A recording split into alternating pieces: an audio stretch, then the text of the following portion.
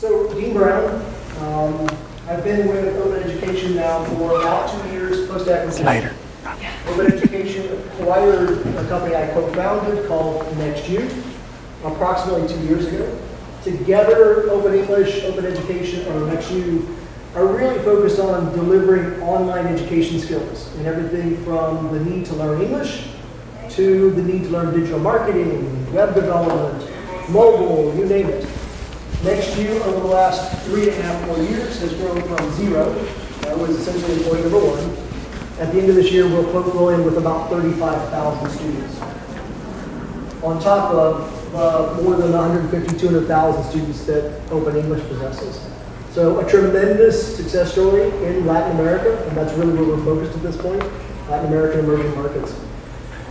Just very briefly, I was kind of a career product and tech guy, usually large businesses. So I spent 5 years with an education company called Pearson as a general manager running approximately $250 million of one of their businesses. I took the leap going from that general management role with reports from IT, product development, finance, HR, you name it, to help start NextU. So I have a perspective of big business, little business. I joined little business because of the frustrations in big business. I believed that we could be more nimble. I believed that big business could do more things more efficiently. And I think we proved that. I glanced over here to say we because the disclaimer is that Gabo was one of my co-founders and the CEO who was instrumental in that early growth. So when you see the dialogue here, there is a disclaimer. We do know each other. Thanks for that.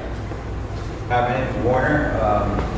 So my background, I'm a biomedical engineer. I actually started out my engineering career working at Boston Scientific when it used to be here in Doral.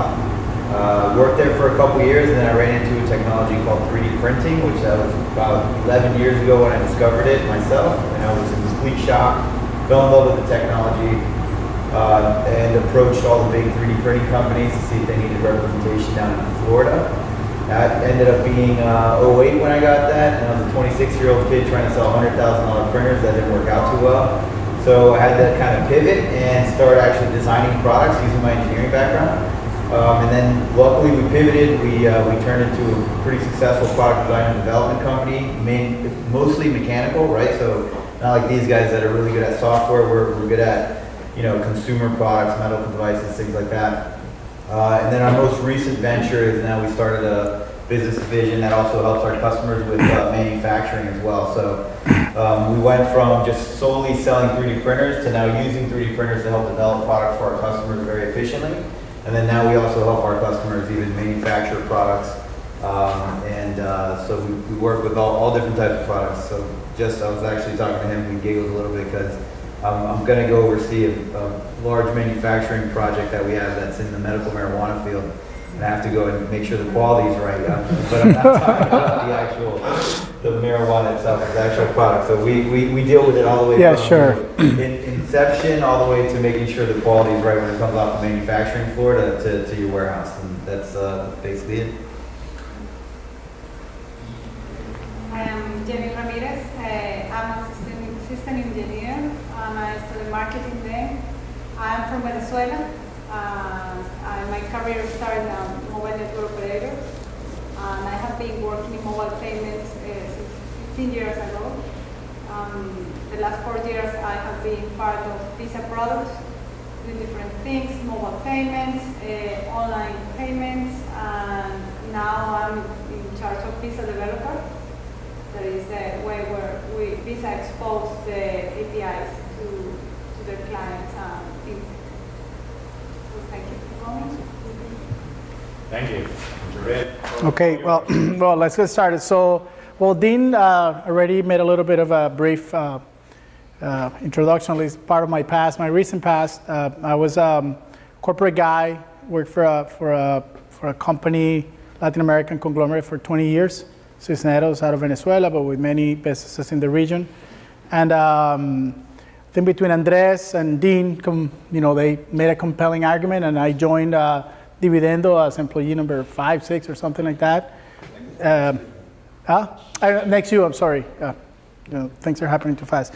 And we spent a couple years together building a company that was successfully acquired, as I mentioned. And then similar story with Matt. He had started Dvdendo in 2016, early stages of the company. And then I had got involved with him also as an advisor and a small participation in the company. And then eventually earlier this year, I got involved full-time with him to, start building the company and taking it to the next level. We've been busy raising funds. We've announced in July we raised $1.5 million in VC money and investors, a seed round that we did. And we've been building our product, which we're going to talk about, that a little bit here. So yeah, that's it. Let me tell a little bit about Dvdendo. We are a fintech company. We are an automated. This is not working. So I have to turn it. That's right, I can use this. Okay. Okay, it's not on. We're an automated investment platform. And what we're trying to do is to bring opportunity and access to a lot of people that if it wasn't for technology like this, they wouldn't have otherwise. We're very focused on the U.S. Hispanic market and Latin America. And we're trying to leverage on technology that is already existing and is proven. And we are creating a product that fits the needs of specific markets. We'll see that in a little bit of detail. But first, I want to give you a little bit of an overview of this industry. Maybe many of you are familiar with it, but for those who are not. So this is what is called the robo-advisors or automated investment advisors industry. Currently, these are more or less, this is a forecast from a couple of years ago, but the figures are more or less in line with this projected growth. I mean, there's people that think it's going to be twice as much, people think it's going to be half, but even if, by 2020, the most conservative projection is that it's going to become a 1 trillion, industry. So the numbers are staggering, and obviously that makes it a very appealing opportunity for us. The interesting thing here is that the biggest part of the growth, at least in the initial years, is coming from people that are never invested in their life. So what this industry is doing is creating opportunity and access for people that were not part of the market. There's, as you see here, then a big shift from people that are already investing, that already have money invested in some way. They're shifting to the automated, platforms because it's more efficient, from a cost point of view, but also it's more convenient. So that's a change of paradigm, if you like, and I think we're going to see a lot of this happening. Again, the markets that we're focusing on, they're underserved by the way things are. I mean, like Hispanics in this country are underbanked, and they're not really well represented, and in Latin America lags behind. So we think the opportunity for us is going to be bigger in those markets. This is a little bit more detail, and this is a very busy slide that I did for a banking conference, so they love numbers on pie charts, so I put all that there. But I think the biggest takeaway here is that there's still a lot of cash sitting on the sidelines. There's a lot, even in the U.S., in developed regions like Europe and the U.S., there's still a lot of people that are not investing. And the reason why they don't do it is because there's lack of information to one end, but more importantly, lack of access. Only those who have money, or that's the common belief that only if you have money you can be an investor. That is no longer true. And then the more people become aware of this, the more what you saw in the previous slide is going to keep happening. I mean, people are going to enter this industry, and then people are going to shift from one place to the other. Again, that we see as opportunity. Specifically in Latin America, there's a lot of interest. People talk about this a lot. These are surveys done by BlackRock, which is one of the biggest fund managers. They manage about $5 trillion in assets. So, and they've been surveying the markets, and the numbers show that Latin Americans really want to learn more about this. However, they are probably the ones that are least likely today to be, invested in the market. So again, this is another interesting data point for opportunity. So what is Dvdendo? Well, Dvdendo is, as you said it, automated investment platform. What we do is that we try to help people automate the investment process by automating the good habits that you should have of putting money away, helping you find those pennies and put it in your investment account, and facilitating the whole process, making it very easy and automated. That's our slogan, fácil y automático. So people don't have to think about it. People don't need to be intimidated. People don't need to be, we take the whole mystery out of this and make it just fun. Or at least that's what we intend to do with our product. Our markets, as I mentioned, are the US, Hispanic, and Latin America. For many reasons, I mentioned it's underserved, but also previous experiences from us. I mean, my background, I'm also from Venezuela, systems engineer. We did next U in Latin America, so we know the region well. We understand how we can deploy these services in the region. Matt, is also has half, Hispanic, background. So for us, this is also an issue that is close to our hearts in a way. So how are we different, right? Many of you maybe are thinking, oh, but I've seen something similar, whatever. I think, we like to think of ourselves as mission-driven, because the truth is that the root of why these markets are underserved had a lot to do with, socioeconomic and cultural issues that have been historically preventing people from participating, from investing, and from having good, financial habits. And let me explain that with this concept of the sandwich generation. This is something that we found. I mean, we use the term a lot. We didn't invent it. It's actually the Pew Research Center came up with this study that coined the term. And basically what it describes is this group of people that are sandwiched between having to raise their kids, their young kids that are growing and they have to support them, and also having the burden to support an aging parent. So they're sandwiched in the middle. So there's a lot of people like that. But Hispanics and Latin Americans are 4 or 5 times more likely than any other group to be in that situation. And that's obviously related to the closer ties that we have. Hispanics, we like to have the whole family together. But the truth is that behind that there is a very, very concerning reality, which is that we Hispanics don't plan for our future. We don't plan for that. We don't think about long term. We don't have this idea of saving for retirement or investing for retirement. So what happens is, as you get older, a lot of people, I mean, that is my personal case. My parents, my dad was a relatively successful entrepreneur or businessman. His assets were all in bolivars in Venezuela, and today he has nothing to show for after, So now me and my sister, we have to support him. So I'm sandwiched, right? I mean, thankfully I can support him, so he leads a good life.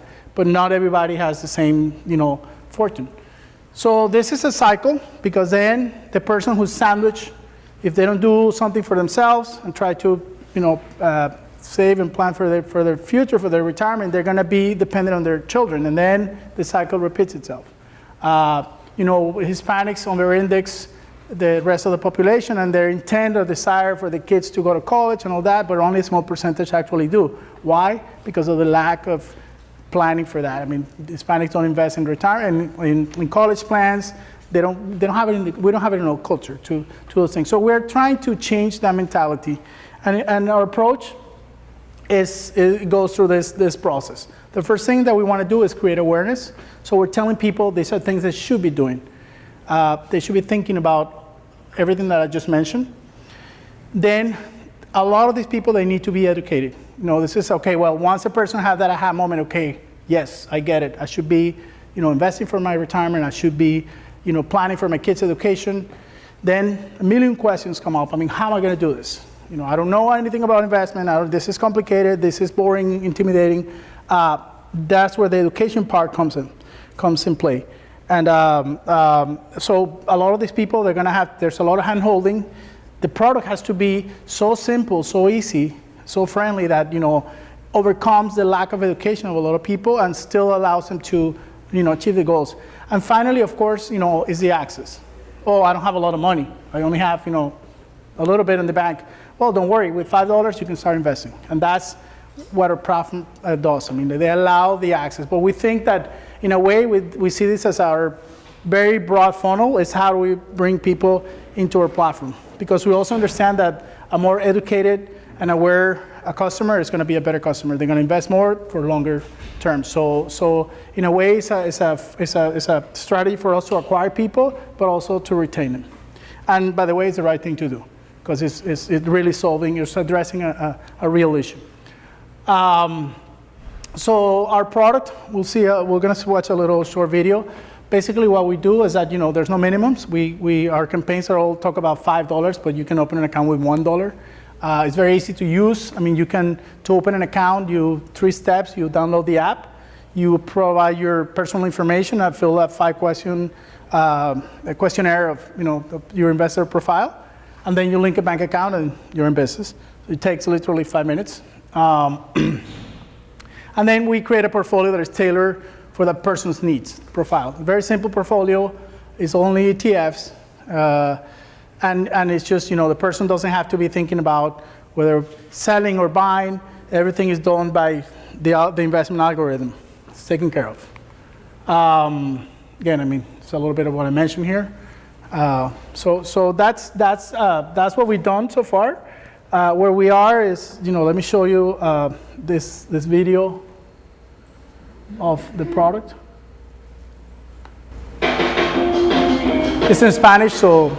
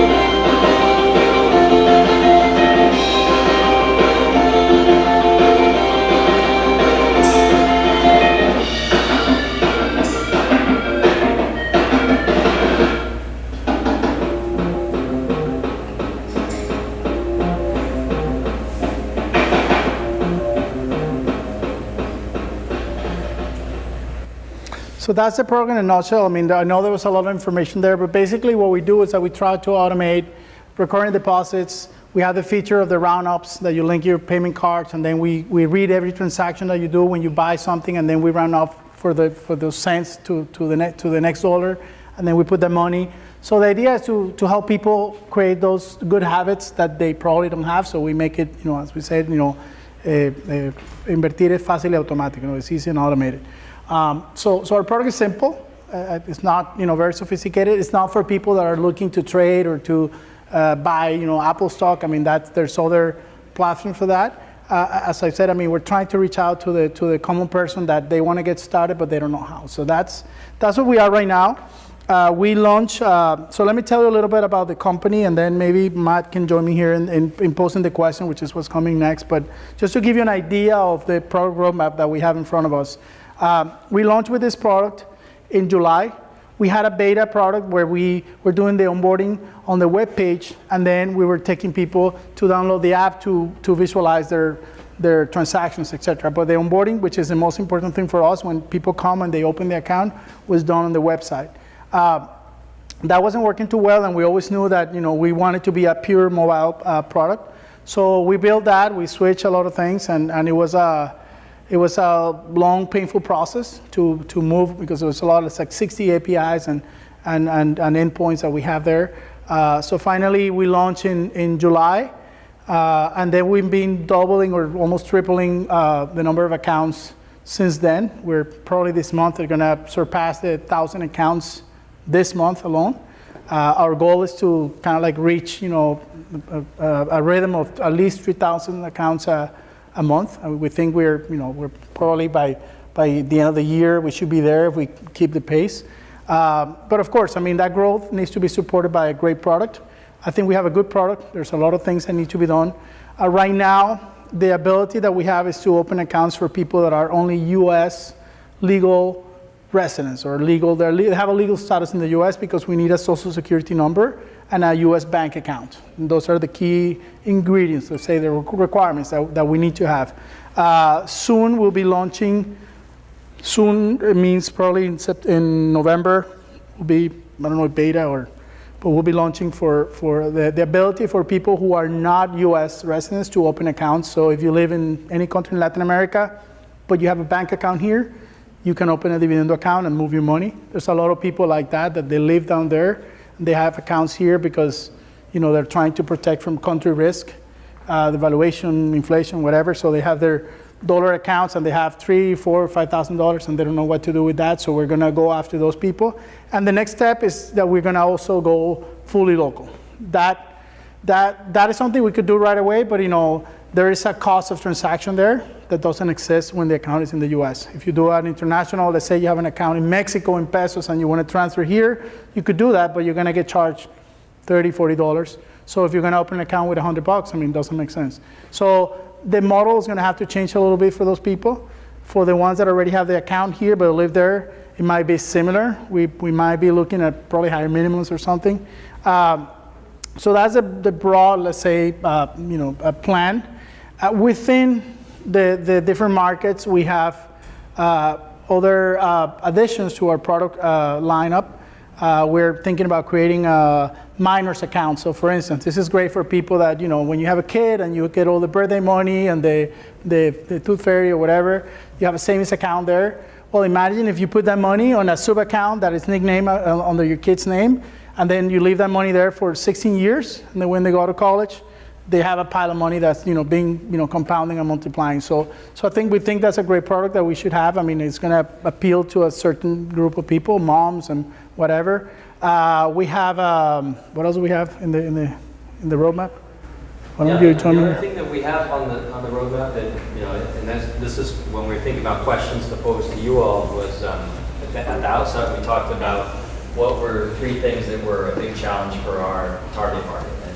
The first one was they're not saving enough money, so we did a lot of research on the Hispanic population in the U.S., and they were making 75% of what the general population was making in income, but spending 100%. So there was this sort of saving issue that we thought, okay, let's definitely have something where we can automate saving, so you're just kind of like putting money aside without thinking about it. So we built that, and we think that's a good feature that people have gotten good feedback on. And then, so going back to our tagline that we thought it would be going to save, invest, connect, and this was based on these 3 things. Invest was, make the portfolio automated. Some competitors go after a person that says, oh, I like investing, I like following the markets, I want to buy individual stocks. But most people that we spoke to responded, actually, I'm not interested in that. I don't want to know about it. I just want somebody to do it for me. So we thought that was a bigger opportunity, and that's why we built this to be full service. And then the connect piece, and this is kind of maybe one of our first questions Yeah. on the product side, is we haven't built that, but this came about from, one that a lot of people weren't investing because they didn't know and they weren't talking to people about it. And talking about money is always almost a taboo issue. And we felt that if there was some social component, that you could create a dialogue among your friends, almost like the Venmo type of crowd that doesn't mind sharing what they're spending money on or who they're paying back. And we thought, given that they're not huge amounts of money, some people would be interested in saying, hey, I've saved $10 a month in my Dvdendo account, or this is my goal, what I'm saving for. We could build out almost like a news feed on the Dvdendo where you connect with your friends and you see common goals and can encourage other people and like or even send money to their account. So that's something that we dreamed about from the beginning, and as we start building stuff, there was a lot to build, and we had to build the most important things first. So it's still it's not on our immediate plans, but we think it's something that could be appealing. We probably could do more user surveys and Yeah. more. That's something that Yeah. we think is a possibility. The other one is the international product that you mentioned. Yeah, and then I think there's an underlying issue here that in part is solved by, let's say, branding and marketing, but we would love to see, we have a few ideas, but we'd love to hear from you, your thoughts on that, which is what we call the trust gap. How can we, through product, bridge that trust gap? Because the biggest challenge that we have right now is that people, you will not believe the number of downloads that we get. So that shows that people are interested. They see the ad, they click, they download it, they start the process, and then, social security number. Who's the people again, Dvdendo? Then, link your bank account. Okay, I'm out. So we see the drop is like this. And of course, with time, we think, we will overcome some of that. We have a referral program within the app where you can invite your friends, and then each one of you is going to get $5. So we launched that a couple of weeks ago, and we're starting to see 10% of our new accounts are coming from referrals. So that's going to help because you're transferring the trust of the people that you know to us a little bit. So we're piggybacking on that.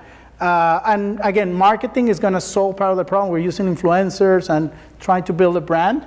But we think if we have something in the product beyond what we're looking at right now that can help us bridge that gap or accelerate the process, that would be great. Because for us, right now, as you will know, it's a mad dash to the next round. So we want to hit certain KPIs.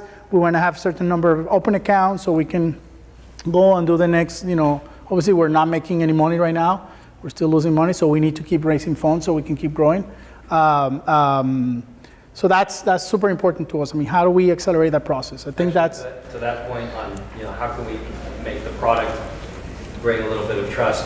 One thing we're testing right now is not asking you to link your bank in this onboarding process and building That's it right. within our acquisition costs. Maybe we just put the first $5 for you, and it's almost like a simulator account. You see that it's invested, it's your money. If you do link your bank, then you can take that cash out, or you can start adding. So that's something because we learned that people are more willing to provide their personal ID, that social security number. A lot of people do that. Is the bank account that's the biggest concern. So what we're doing is that people go through the process of actually opening a brokerage account, which is what they do when they open an account with us. They have their own personal brokerage account, but it's empty and it doesn't have a bank account linked to it. So we're saying, okay, you know what? We're going to put $5 there. They're going to see it, and they're going to see how those $5 are growing. And at some point, they're going to say, oh, you know what? Let me link my bank and put more money, or maybe let me take those $5 out. We don't know, but we're going to try to educate them and make them aware that, going back to what I presented before, that they should be adding money there because it's in their best interest to do so. So that's exactly where we are right now. And then, is how do we scale from 1,000 accounts, or probably to 100 accounts we're going to be this month, to 3,000 or 4,000 or 10,000, hopefully. So we're all ears. Is that good? To summarize, just to make sure, you're probably looking for feedback on 2 points. Number one is how do you bridge the trust gap so that you increase your conversion rates? Yes. And number two, thoughts on adding a social component that could potentially make the growth a little bit more viral. Yes. Yeah, very good product. I like it, and you explain, and when you see the app, I can see I can understand the problem, and that's good. But I'm thinking that is a lack of trust, of course. But you are focused on bank users, no? So bank users trust in their bank. Mm-hmm. What about to sell your solution through a bank? So like a capability from the bank. So you are not going to, you can continue selling your product to consumers directly, but you also can create a Partner with Visa to distribute it. no, but you can also create an API or something like that to be integrated to the bank app and distribute through a white label solution. Yeah. So, for example, if I am a Chase consumer, I can go to my Chase app and use Dvdendo software. Mm-hmm. But it's offered by Chase, so I can trust on that. And I don't have to link any account because that is backend. Yeah. I mean, that's a great point that we've, And you sell your product to Chase instead of customer by customer. yes, I mean, and we've thought about that. The problem is that the question is when is the right time to do that? Because if we do it too early, I mean, actually, that's part of our exit strategy. A bank that falls in love with this and Chase says, you know what, this is great for my clients. How much do you want for this company? At the end of the day, we have investors, we have to return money. So If you're thinking that protocol to send for peer-to-peer through emails, that is a software that they sell to the banks, and the banks pay to that company. I don't remember the name of the company now. That created that protocol, and all the banks are using peer-to-peer transfer through emails. yeah. And that's It's something, we did in the US, we're going to have a lower minimums and there's a little bit more familiarity with using mobile apps. For the Latin America, we've talked more about this also because of the regulatory landscape. And the way we're set up now, we're not going to be able to do direct marketing into a consumer base in Mexico, for example, or Colombia. Yeah, so banks are going to be a good channel. To help distribute through, and it's probably, Chase would be great, but they probably have their own solution, but maybe the middle tier, like you said, in a regulatory, state like Mexico or Colombia, that we could partner. The challenge that we have is that we're looking at our next 6 months and how do we ramp in those 6 months. And if I say with a bank today, it's going to take me 6 months to get to that deal. Yeah. So in the meantime, what do we do? I mean, what are and that we control. I mean, we can impact our own product and then make changes so we can, accelerate that growth. And then go and sit down with the bank and say, hey, we have 50,000 customers, and then they'll find it interesting. In Latin America, banks want and need solutions because they don't have the resource to build, or they don't have a real product development team.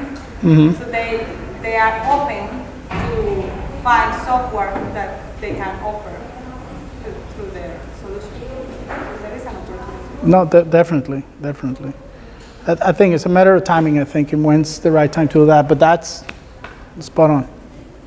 Yeah, so I was going to say, white label might be a good idea, but the second thing is, and I don't know the legalities behind it, I'm not a bank or anything like that, but would you be able to just accept credit card? Because, giving up a credit card, you have a little bit more sense of security with this credit card protecting your finances. Would you be able to do something just via credit card? You can't fund a brokerage account with credit. Okay, there Yeah. goes that answer. As a matter of fact, that feature of the roundups, the roundups feature is really, shifting money from one pocket to the other because we read the credit card transactions, but we don't charge your credit card. We can't. We go into your bank account and we pull the cents from your bank account. Still requiring a bank. I mean, exactly. We're assuming that in theory you're going to pay your credit card with your bank account, so it's shifting money from one side to the other. But And then the conflict about the whole social aspect. I think in the United States that might be something that might work, but having family in Latin America, just knowing people have money could be a very real risk for your security, right? That's a very good point. Even though if the quantities are small, on a regular basis, I'll send things down to Latin America and it'll get stolen, robbed, or Toyota Camry gets stolen or robbed, you get kidnapped quite a bit. So if people just know that you have a certain amount of money getting pushed around, I think it might be a big security risk, at least in a country like Venezuela. That's really in crisis right now. Yeah. So that one I'm not too sure about, at least in like really dangerous countries. In the States, That's a good even point. I feel uncomfortable with Venmo, just because I'm not the type of person that enjoys having people know my transactions. But I would say there's a real security risk with the social side in Latin America. I will agree on the Latin American piece. We've seen it with Dropbox and others, though, that referral programs can work. I would urge you, for U.S., for traction, to keep pushing on that. But since I work for an education company, I have to put in a plug there, too. Bringing people in, it will defer your acquisition, push them further down the time funnel, which is bad for you. But we're seeing in open education some tremendous applications for bot-served customer relationship. In our case, education. Serving pieces of education, small pieces, over time that are not driven by humans. And human is, as these guys know, it's one of our core values and services. But we're seeing 95 to 98% scale opportunity using some very low cost, almost zero cost bot engines that have evolved. So I can imagine, bringing that person in, you get them, they create that brokerage account, but they're hesitant to put the bank down. Putting them into old days, 2 years ago, it was a drip campaign. Right? You start sending them emails based on whatever.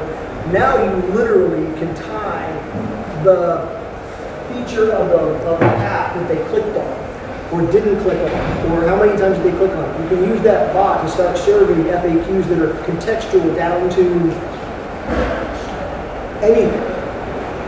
Yeah, we have a profile, so we can tailor. That's a very good point. It's not just self-learning, right? They will differentiate between. I don't know if you're familiar with an app called Penny. It's a chatbot that you link to your bank account and then start telling you about you're spending too much on this and whatever. So Matt's idea has always been, if we can have Penny within the app, it would be great because, in a way it achieves that. Now you bring a really good point, which is, we're going to have all those accounts that we're going to be bringing in, and then probably with little engagement because, they didn't connect the bank account. So in theory, they were not even sure. And what we want is to convert them into active, engaged accounts. And then by doing that, I think that's so. You're using the bot as a. Yeah, that's a very good point. And a qualification mechanism. And zero cost, because my assumption is your cost of acquisition, you're going to be really careful on, right? I assume your margins are going to be very small. Yeah. So using these kind of automated systems, the downside though again is you may move someone into a 3-month education cycle before they convert. Yeah. Now, once they convert, if they've gone through that education process, I think they're going to be a stronger customer. Yeah, they trust you more because you've been And you should not talking stop to the them. education process at that point when they convert. You should really then ratchet up to start giving them investment advice, or even just reminding them, even if your investment options are not large. Like I saw you're aggressive, not even there, just coaching them back in, keeping that level of trust. Yeah. But I think a year ago I was skeptical of the bots. It was the news of the day, and Facebook put their conference together. We're actually seeing real performance that is doable for a small company. We don't have 50 data scientists doing this stuff. It is something you guys can do today. Yeah. That's a very good idea. Actually, you'll be proud of us. We're doing in that kind of like same direction of warming up people, and on the education side, we created this ebook. It's a mini curso de finanzas personales, a micro personal finance course. This is a 7-lesson PDF, so it's very, very basic right now that we're sending through a drip campaign, and then some people get it in the whole document. The next step for that, I think I mentioned to you the other day, we're building an online, learning. We're following your advice, and we've been doing this over a bottle of wine for a while now. so we're using LearnDash, integrated into a web page, and we're going to have an interactive online personal finance course to teach people not only about investments, but in general. I mean, budget, how do you pay your debts, how you plan your personal, finance in general. With the idea of building trust and taking them there. But I think what you're mentioning combined to that could be a good bridge. And to take that a little bit further back to your point, maybe look at co-branding that with a trusted source. I mean, you come from the Cisneros family foundations. I don't know if there's opportunity there, but Dvdendo U.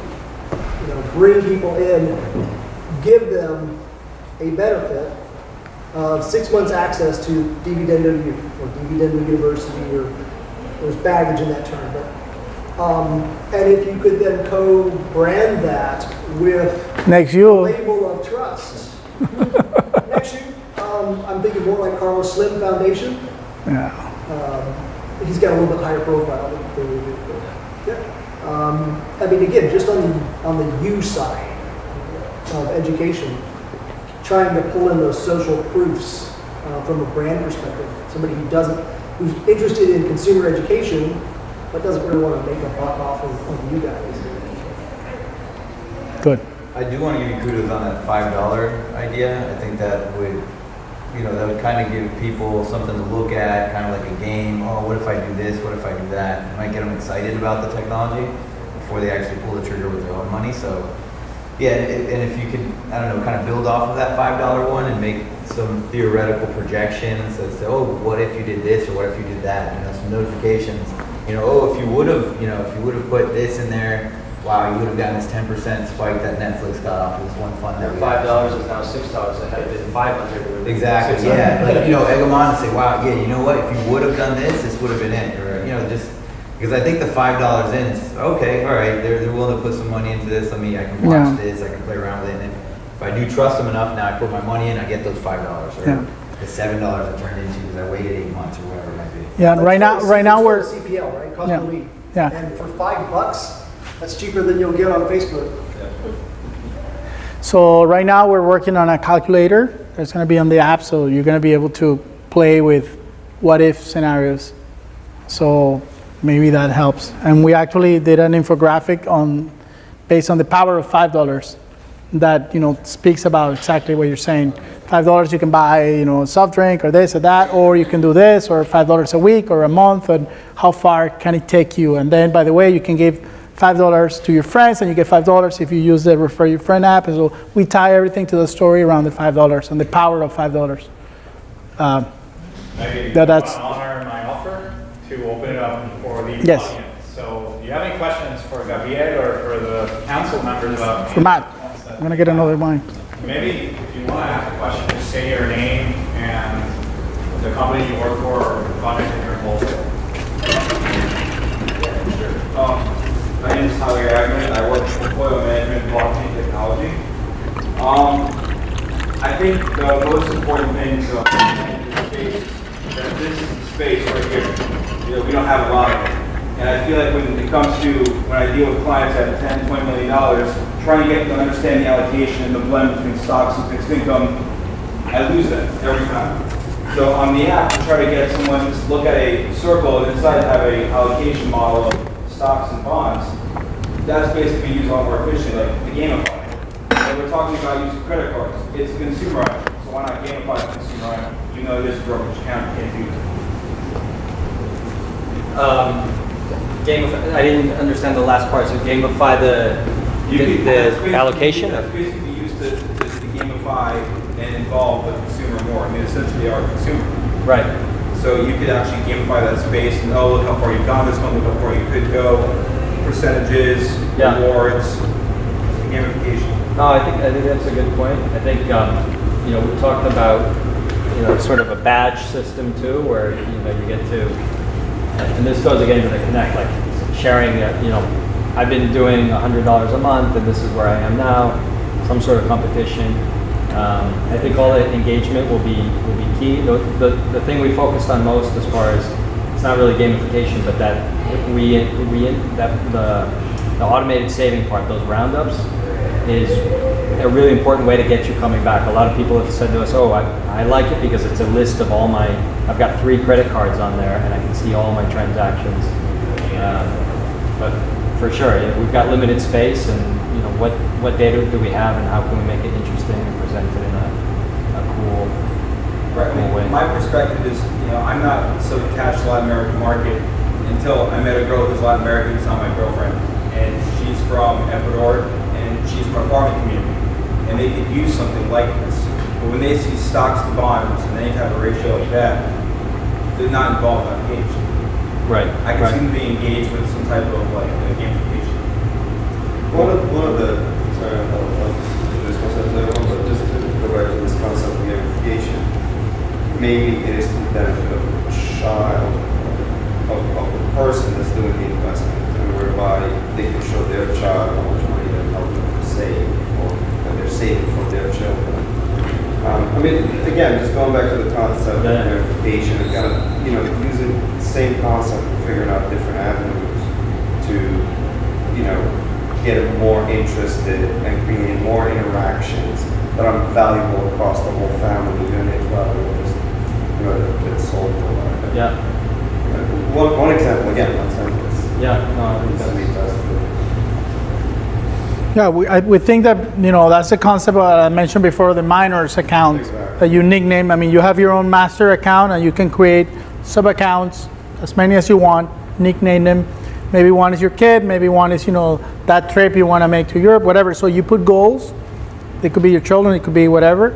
And then you can set, you know, targets, and then how you get there, and then you start, like, you know, putting a little gauge, how far are you from that target, and give incentives and things like that. For the child to consult the account, right? Yeah. Maybe it's a little bit more, you know, child-friendly, some sort of a UI where a child can come in and see their money, kind of like, oh, look, I have $10 now. Yeah. My dad gave me 10, Yeah. or 20, or whatever it is. I think the challenge that we have right now is that, you know, where we're trying to solve for in the next 6 months is conversion.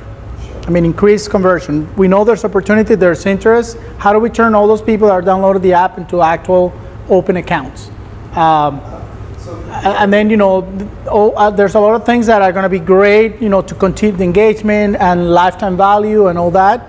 But what are the things that really have an impact in the very short term? And that's our focus right now, because, you know, there might not be tomorrow, right? I mean, if we don't, so we have to really be very. Is it an issue of quantity or quality? Meaning, are you trying to convert more, just quality issue, or is the issue like Well, I mean, quantity? I think. I mean, right now we want to build an audience.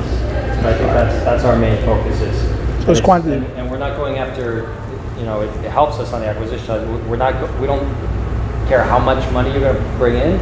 It's just, did you create an account, and you're in the, because, you know, as every financial app, you have to connect your bank. There's a lot of, so it's a big commitment, and then on our side, that's a big value, right? Once you're connected financially to us, there's some stickiness there, and it gives us some time to, you know, Yeah. like you're saying, build out more features, and so really that's our goal, is get the person to create the account, and that's why we're thinking maybe we give you your $5.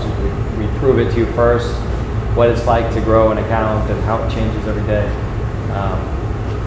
So that's the main part. Piggybacking, I'm not sure. Can you say your names and your? Oh, sure. My name is Austin.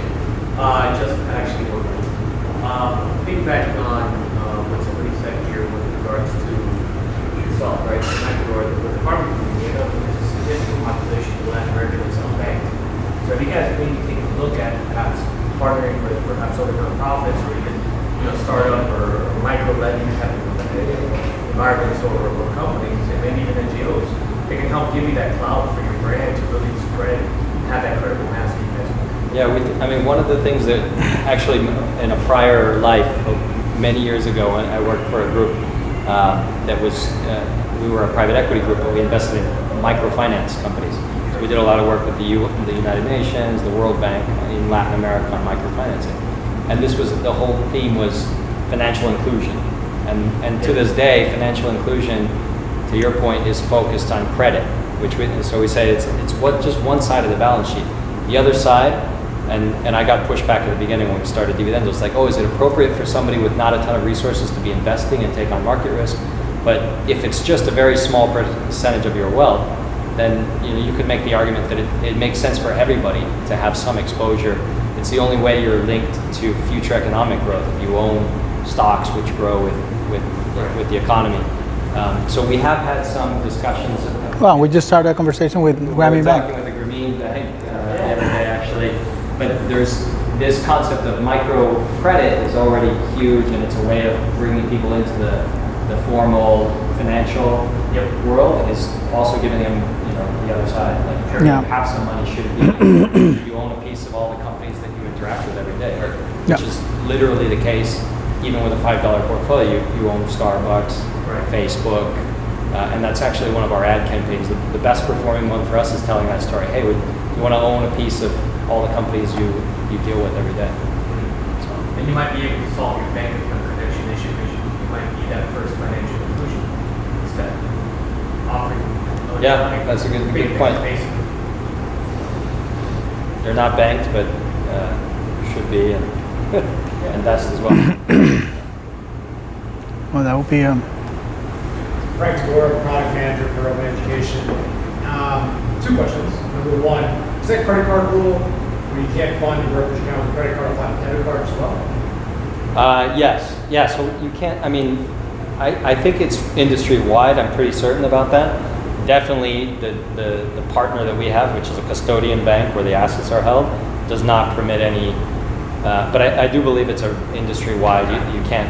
And so you need to be able to establish source of funds based on another regulated, financial institution, and then you cannot leverage, for this type of source retail. Funds is the big, concern for at the oversight level. And then have you guys at least put the idea of maybe building in a step where they add it, they subtract the dollars, and then give them a quick step to perhaps remove it? I've done that myself on some financial apps where I don't trust them, but I at least want to play with the money once I have it, and then I'll re-add it later on. I don't know if that would be a location for the numbers. To do what? To quickly add the account, subtract the funds, like maybe your initial $5, $10, maybe up a little bit more, and then remove the account immediately so that you can still use the app without a connected account with the amount that you've already added. And then once you gain some trust in the app, you can then re-add that account and make it a quick step to re-add that account thereafter. As a step to at least get them past that hurdle. They can't get into the app, that wall, before that.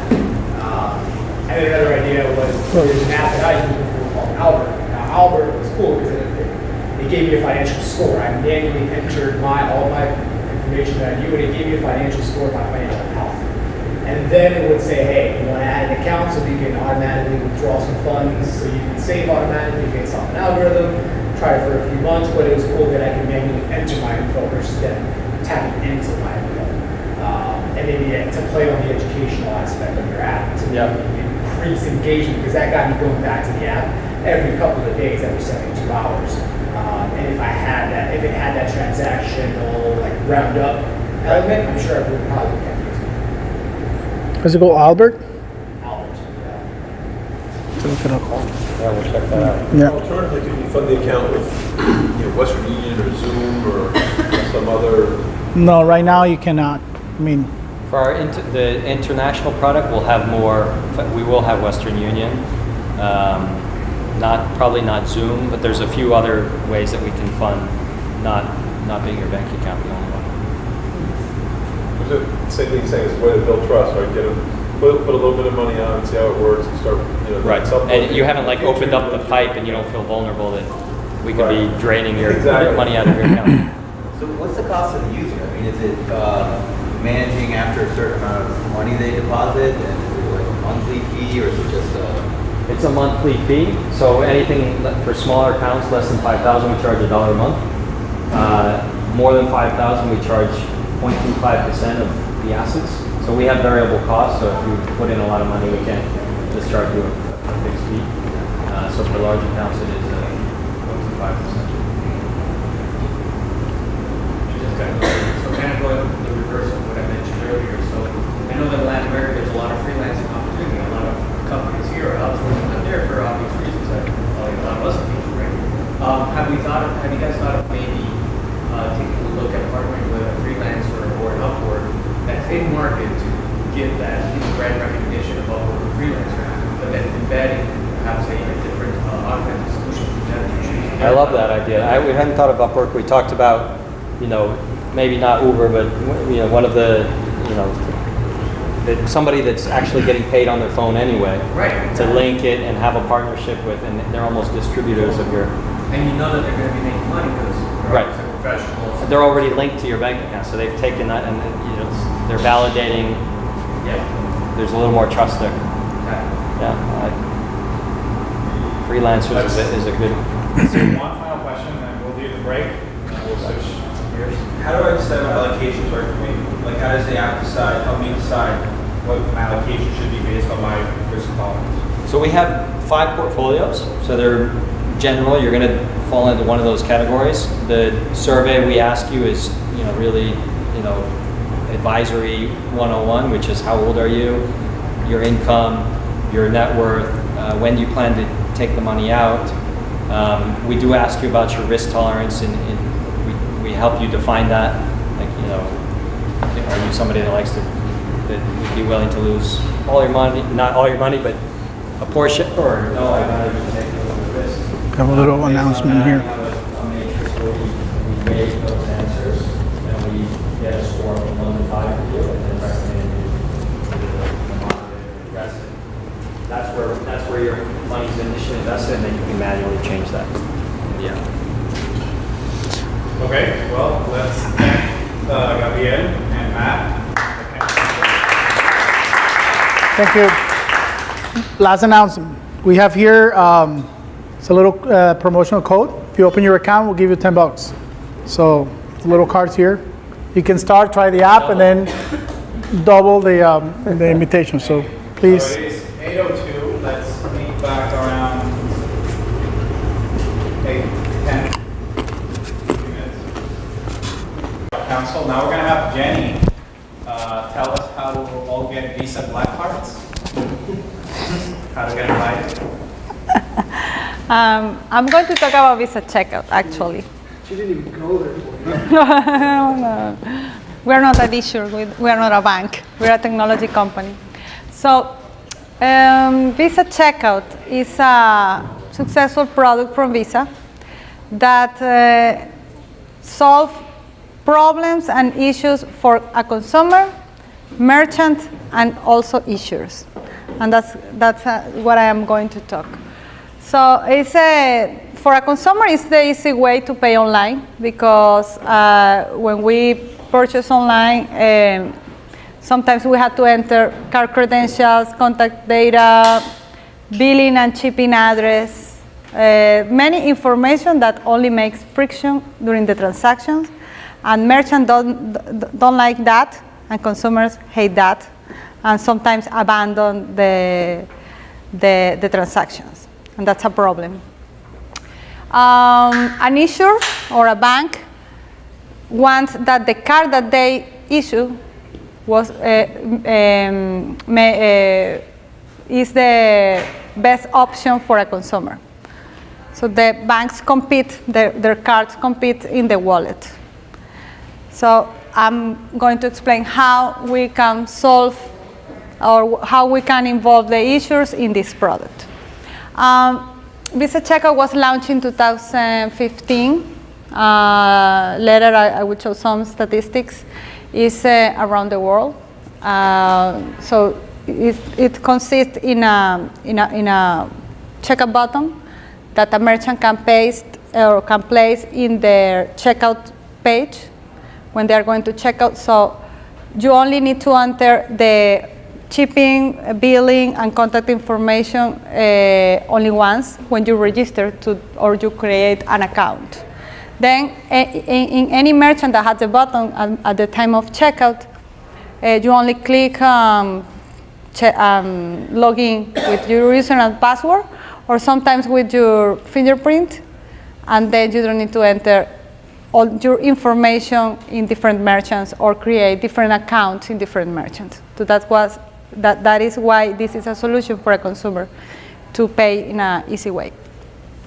So for a merchant, Visa Checkout was our first API and SDK-based product that we launched for developers. And we create a sandbox environment to test. So any merchant, any developer can go there and take the SDK, place in their checkout, and then start testing. And when they want to move to production, they need to sign an online agreement with Visa, and this is a free service.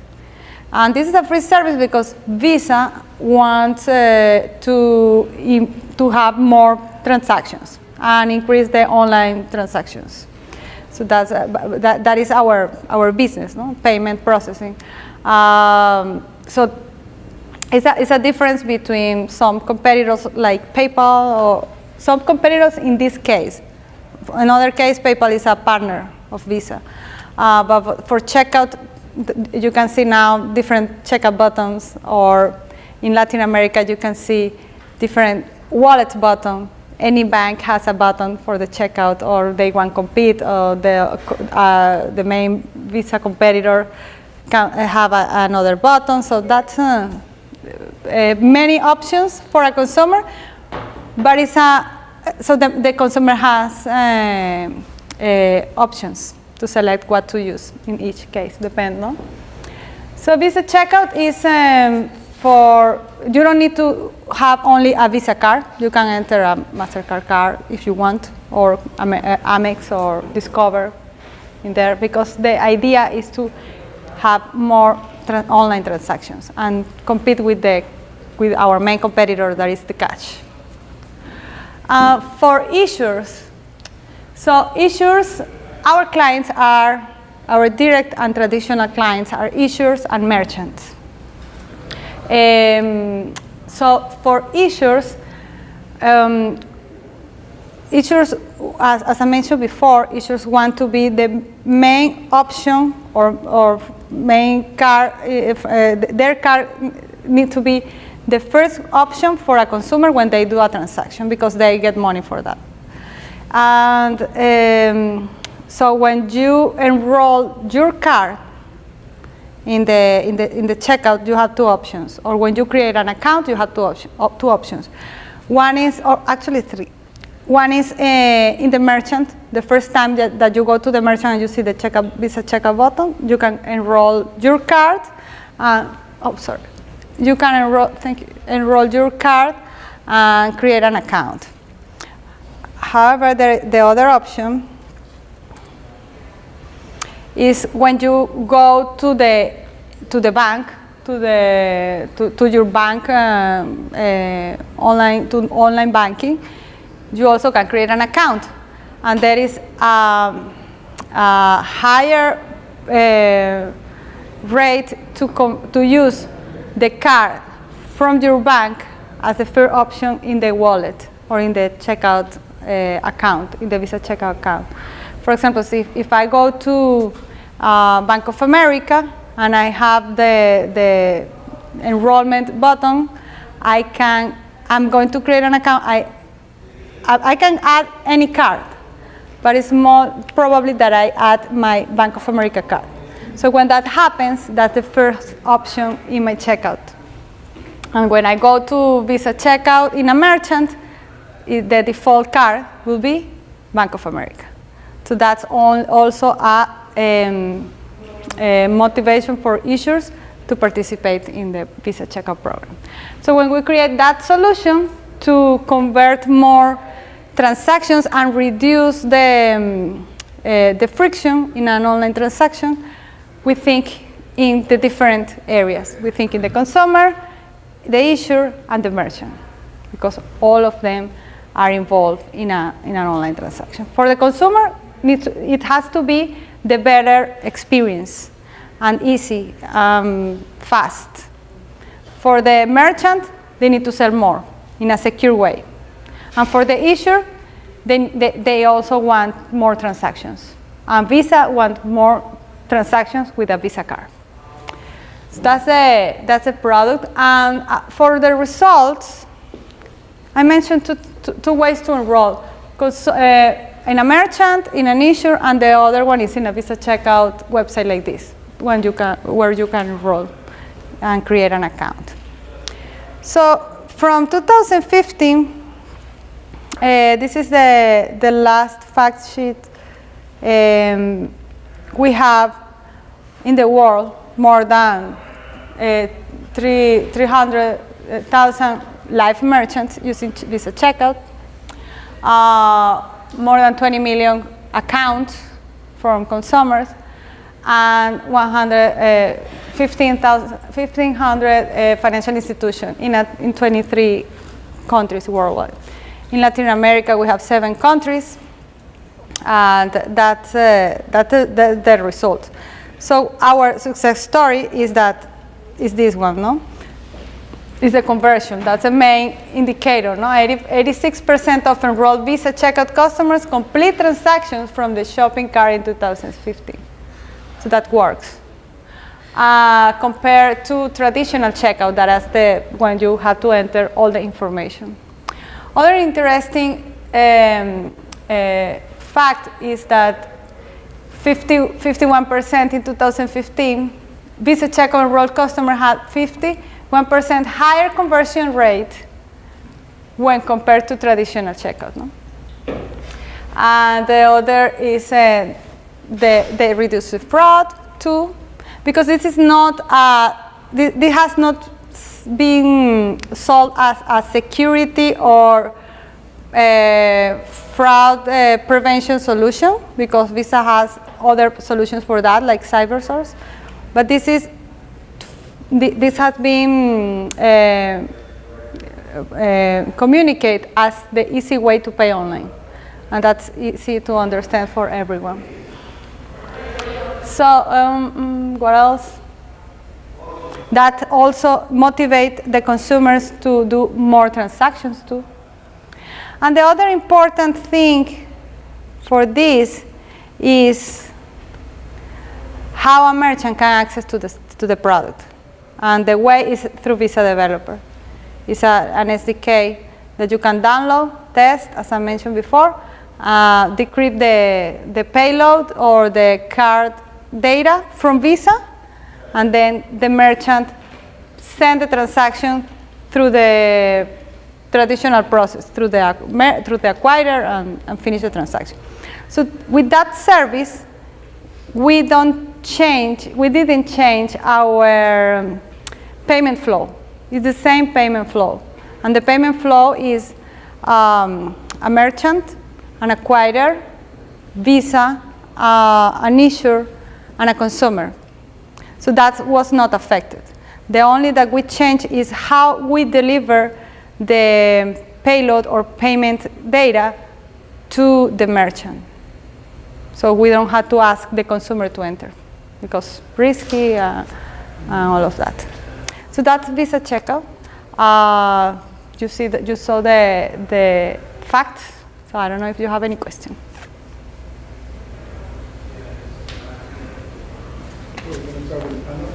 Yeah, indeed.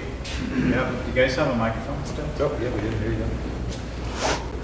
So just some questions to clarify.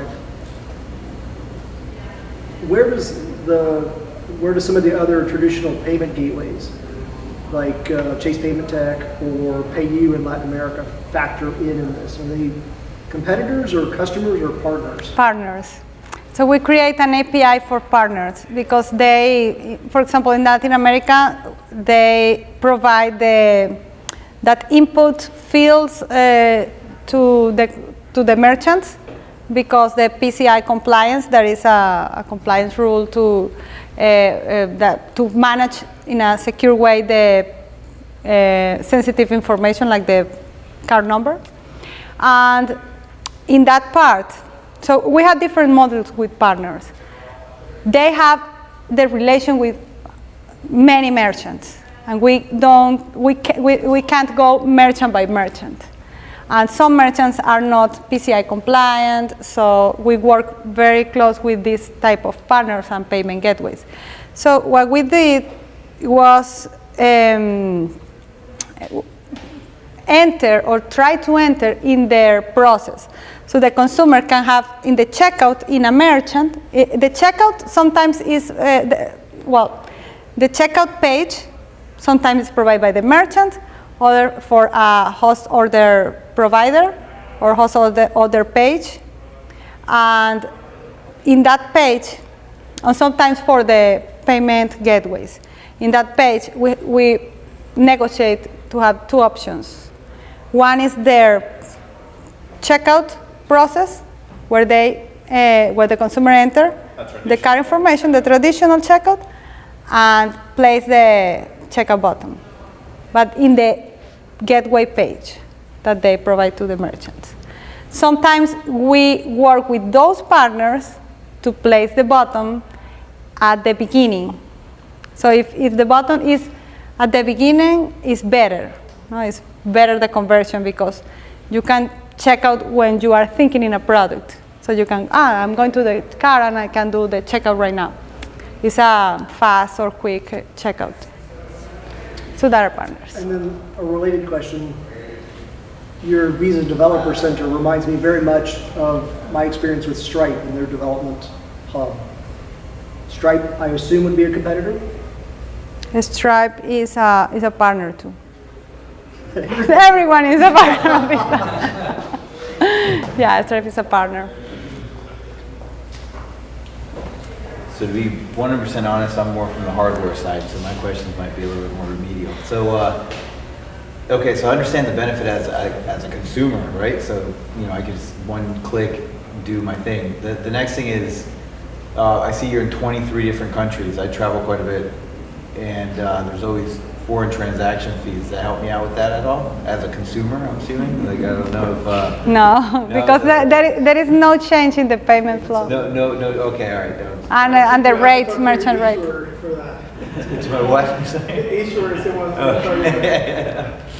Yeah, I'm sorry. I don't No, but we have done marketing campaigns, and we have negotiated with merchants special discount. If you pay with Visa checkout, you can receive 10% discount, or you can receive a promo code that can be sent in the payload to the merchant and to the processor and to all the. And how does this work with things like Android or Android Pay or Apple Pay and things like that? Well, we are working together to be integrated in those wallets. So you don't have to enter, when you create an account, you can't link your wallet, Android wallet or Apple wallet, to the checkout, so you don't have to enter their card information the first time. So that can be automatically. But you need to authorize that. Okay. Another question, so, just very quickly.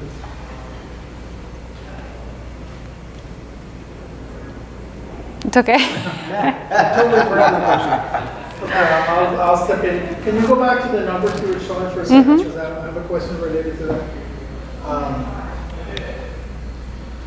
So when I look at that, I think you were showing there's some 20 million odd, counts. I mean, I don't know how many.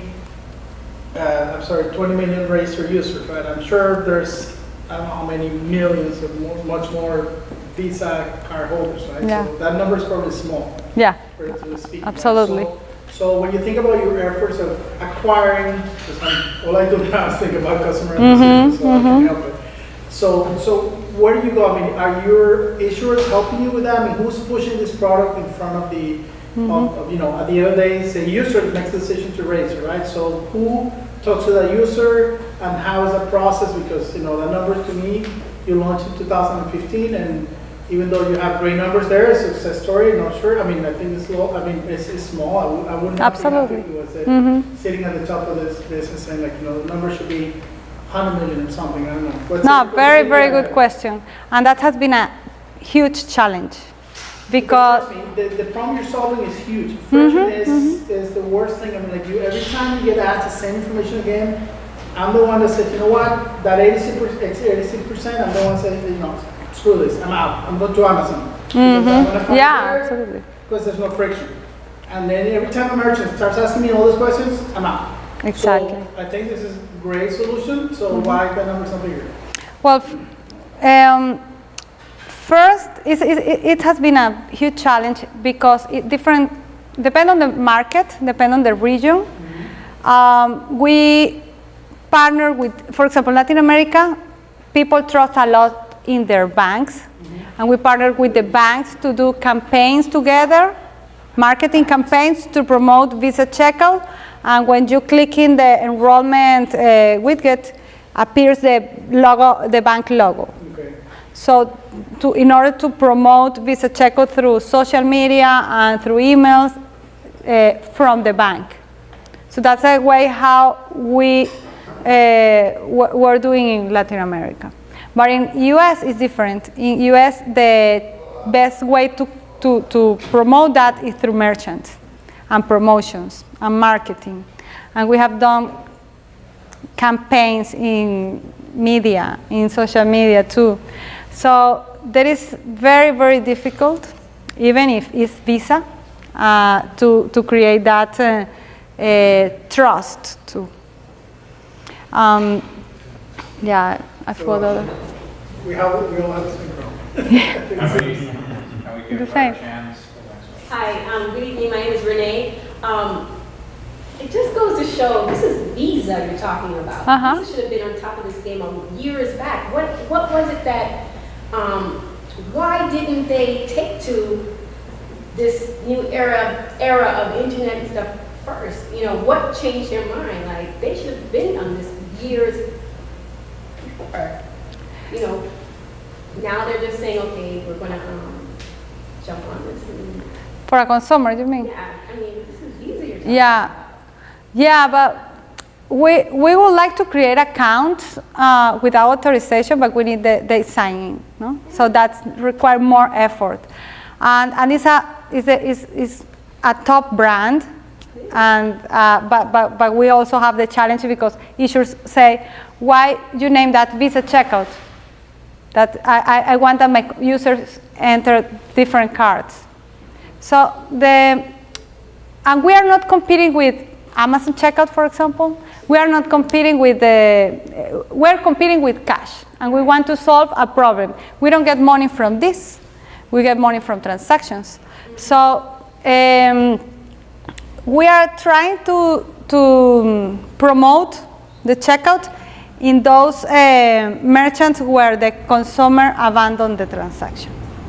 And we sell using results. Say, here, I don't know, Sarah, that is a huge merchant. You have this decline rate, or you have this problem. Your consumers are abandoning your cart. And we are trying to sell that. But we have another challenge. Many issuers doesn't allow to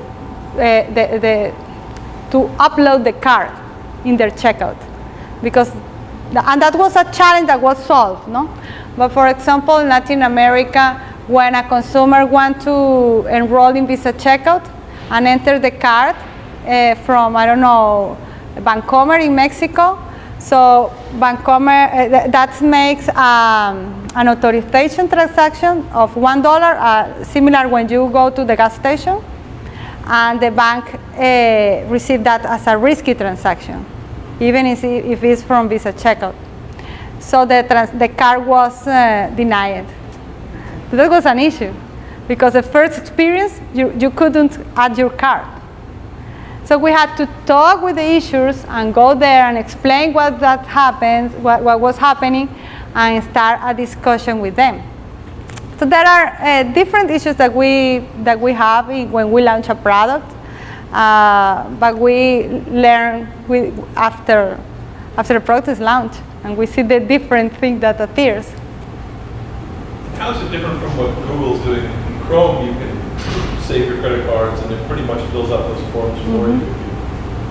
The security, because when you enroll a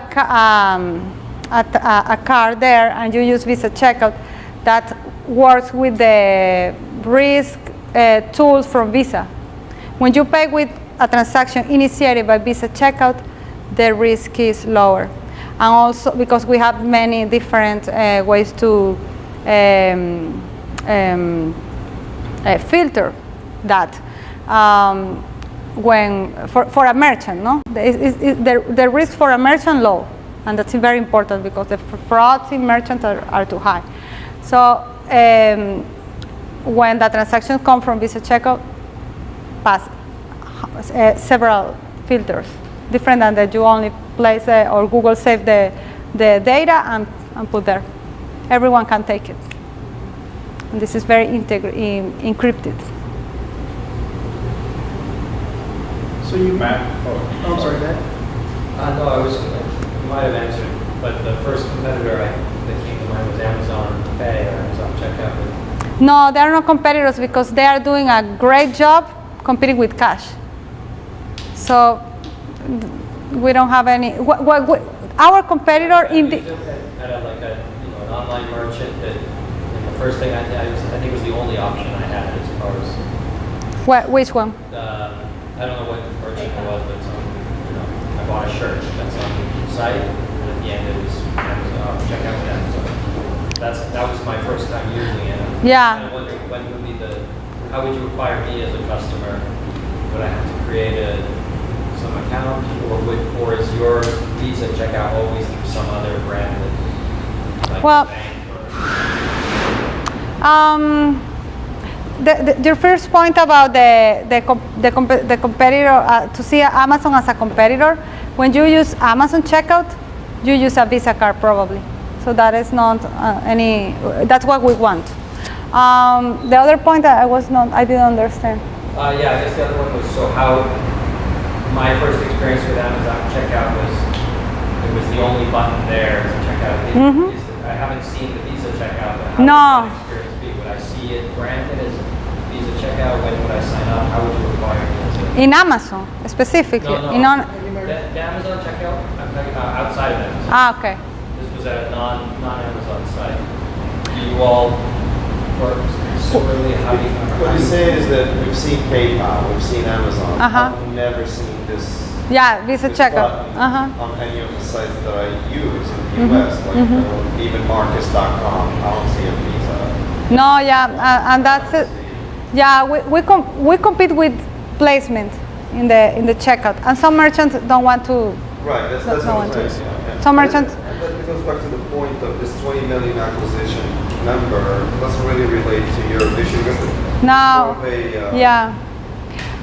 If the merchant has different options and reduce the friction in online, we're fine. We are not going to, I want to put my button. No, if you are doing a good job, it's okay. If PayPal allows to use a bank account, that's a competitor of us because it's not a Visa or credit card there. And the other aspect of it, Amazon, when they show up as a button, they're negotiating as a merchant. So they get a greater discount on the transaction, they get lesser fees, they get lesser this, lesser that. When you guys show up, it's just a convenience thing. Convenience. So the seller has no incentive to add your button and clutter their user experience. Yeah, this is a tool So to. this is more of a convenience security tool that helps Visa be in the forefront of the transaction. Exactly. And some merchants ask, what, PayPal offer me that, what are you going to offer? And that's not the case. What are you going to do for me? The merchants for us are partners. We want to help them to sell more. And this is a way, this is a tool required to solve an issue. It's a plugin. It's a plugin, yeah. It shouldn't even be a problem because we already trust the brand, so. Yeah, exactly. Any other questions? So you mentioned banks in Latin America, and the trust consumers have with the banks. The other quasi-bank in Latin America are the telecom companies. The telco?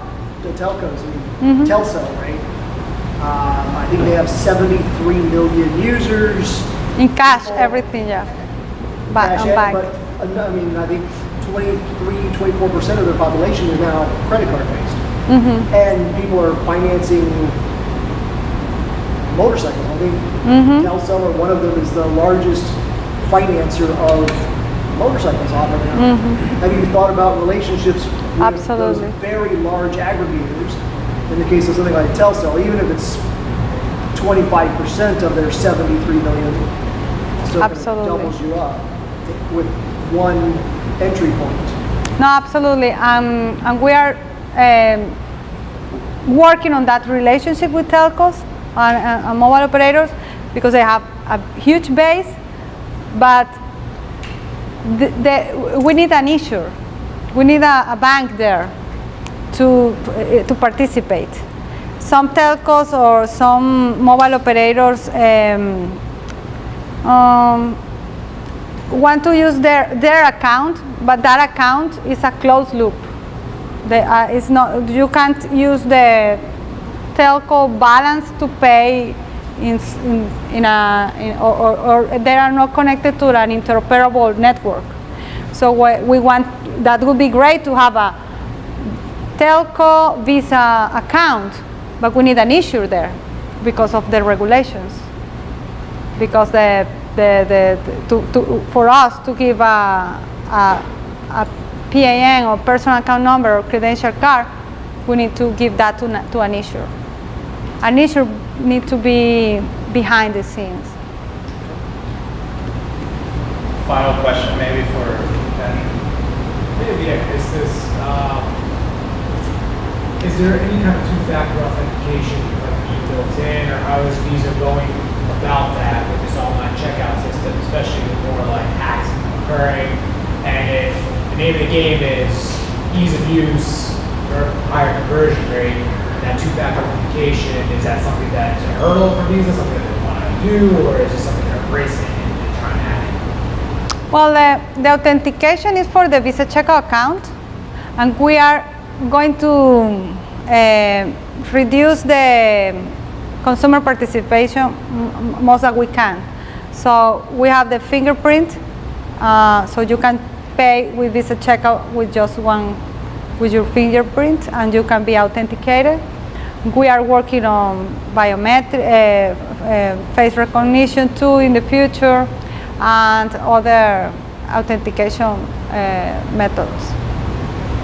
Would it be like a text message kick back to you when you're back over? We did that at the beginning around 2012, and that was not successful. Okay, that was actually. So there is a friction point there. Yes. that you want to-